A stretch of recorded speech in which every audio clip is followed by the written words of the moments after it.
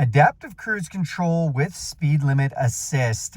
Hey guys, my name is Jason Gillett and I do all kinds of tech tutorials, video reviews, and vehicle walkarounds and all things automotive. Today I'm going to help you on the F-150, just telling you how to use this speed assist kind of setup and what the adaptive cruise control does. So if your truck has cruise control and you have this icon, this means you have the adaptive cruise control. Now, they released this look in 2021. In 2024, if it's an XLT 302A, I believe, or higher, you have this function. But basically, if you see that in your truck, this video is going to be for you, and we're going to explain how you can do some things. So first of all, just to give you the concept of this, when you put your cruise control on, if you have this feature enabled, your vehicle will slow down or speed up with the vehicle in front of you till your set speed, and you can mitigate the distance in front of you by pressing that button. So if you want to see what that looks like, I'll press the set function. This is a digital display, and you can see there the distance in front of you or the gap. Now on 21 through 23 models, this little display looks a little bit different, but you get the general idea of what that gap switch is doing. Now let's talk about the speed limit assist. So in your display, there will be a place that shows you the speed limit, and that is from a camera up top here that is watching for speed limit signs. It's actually right back in here. It's watching for speed limit signs, and as you go past them on the highway or in town or wherever, it's recording that speed and then giving you that indication there. Now, the truck has a few different software abilities. One is to alert you if you're going over the speed limit. Another is with the cruise control to actually adjust your speed up or down to be able to mitigate your speed with your cruise control on. So not only slowing you down with the vehicle in front of you, but also with the speed limit signs.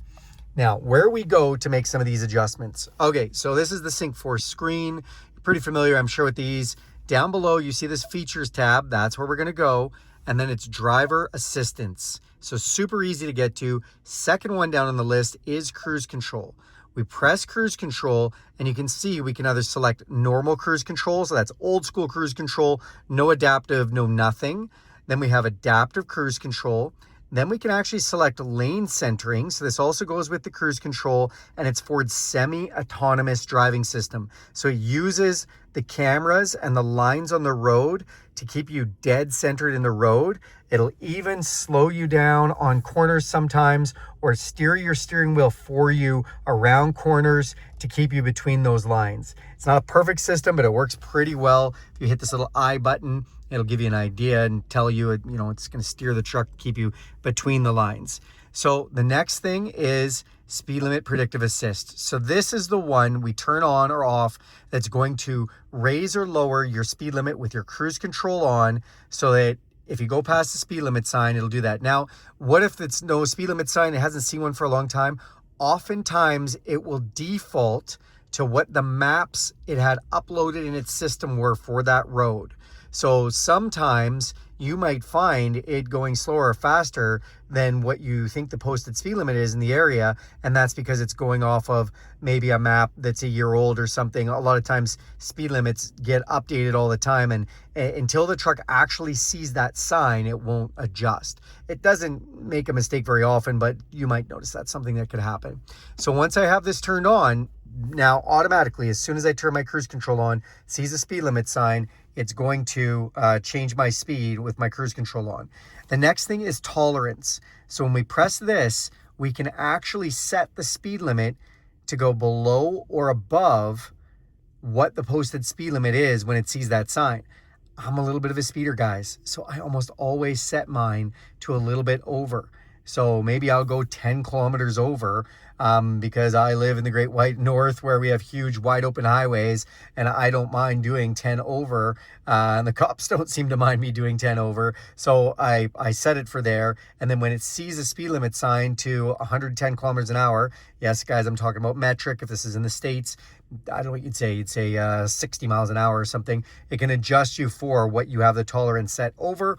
Or I don't know if I'd love to see the person who does this under, but you can set it to under, and it's in metric, it's 30 kilometers above or under. I bet if we're talking about miles, that's probably maybe 10 is the tolerance either way, but maybe you can let me know in the comments because I don't drive in imperial measurements. But if you do, hey, no problem. You can do this in imperial too. So now you guys know about the tolerance, how to set things, what the difference between the different cruise controls are.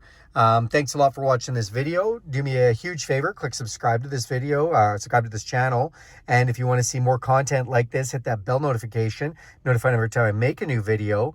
If you like this video, give it a big thumbs up. If you have questions about this or you saw I did something wrong or whatever, throw that in the comments section. I read each and every one of those. I'll also link in the comments section or in the description for this video, a playlist to a bunch of F-150 tutorials and tips and stuff that you might find really interesting. So thanks a lot for watching, guys, and have a great day.